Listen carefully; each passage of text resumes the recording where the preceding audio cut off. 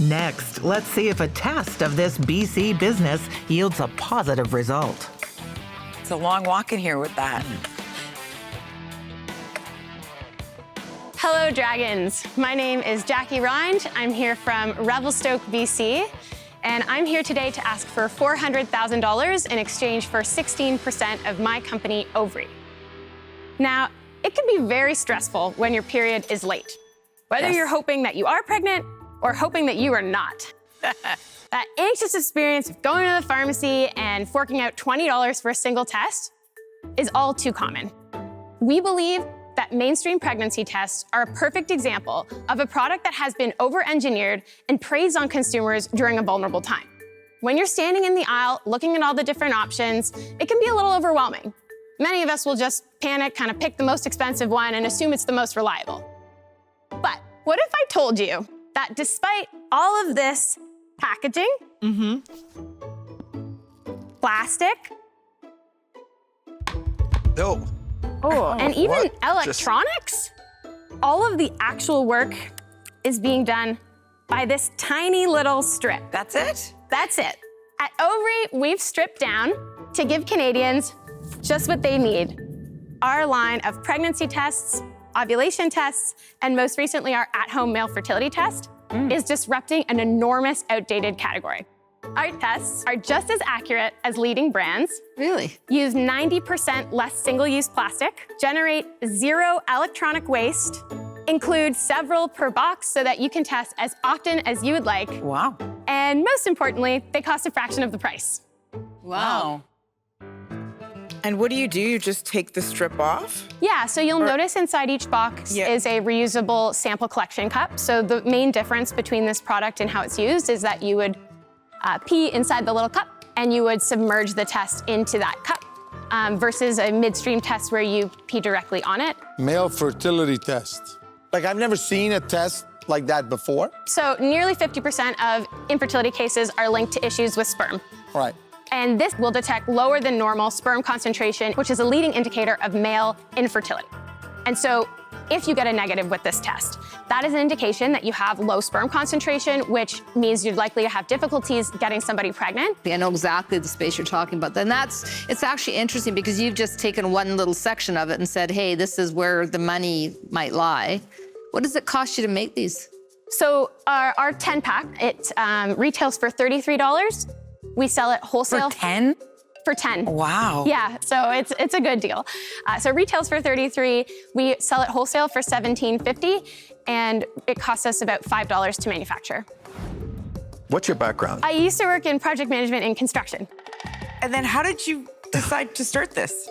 So I have a blood clotting disorder that has prevented me from being able to take most forms of hormonal birth control. And so as a teenager, I experienced a lot of anxiety buying these products and then peeing on them and then getting my period 2 days later. Yeah.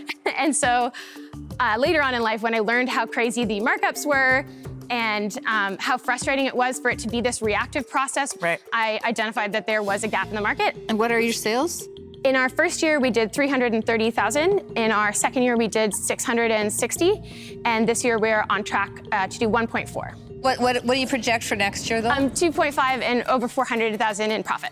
And you're selling them D2C, or are you selling them in retail? So we are in all Jean Coutu pharmacies, all the London Drugs, all Rexalls, 40 Metro pharmacies, and over 100 independent retailers. We're also in 190 Walmarts. Oh, okay. Our male fertility test recently got picked up at Shoppers Drug Mart, so that's all 1,200 locations in Shoppers. So why did Shoppers take the female fertility test? Because they're the mammoth in selling fertility tests. So they were worried about the cannibalization of their really high profit margin products. Yeah, for sure. But if you can't get yourself in that door, you're gonna have a hard time in Canada building a big business. I completely agree. Yeah. So Jackie, what's proprietary about this strip? Nothing. Do you see that as a problem?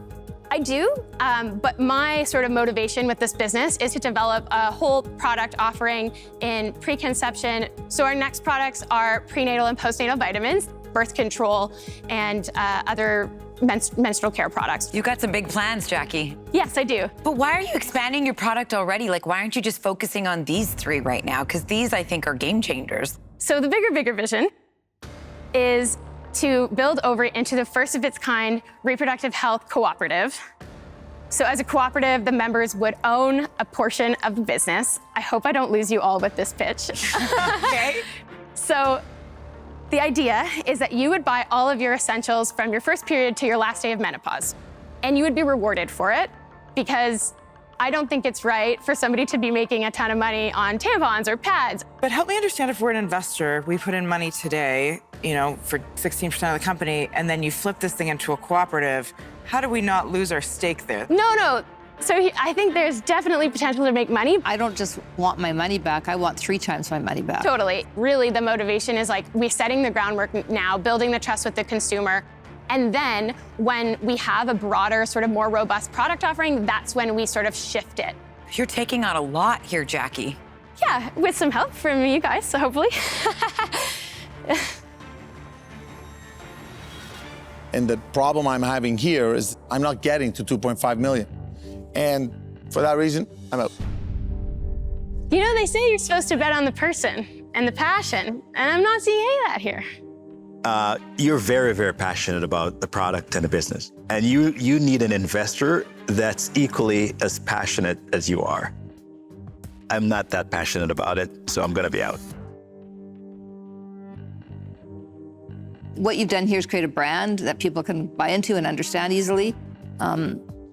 Can you build this into a $10 million company just like this Absolutely. in Canada? Definitely. Now No question I'm about gonna it. just think about it for a minute.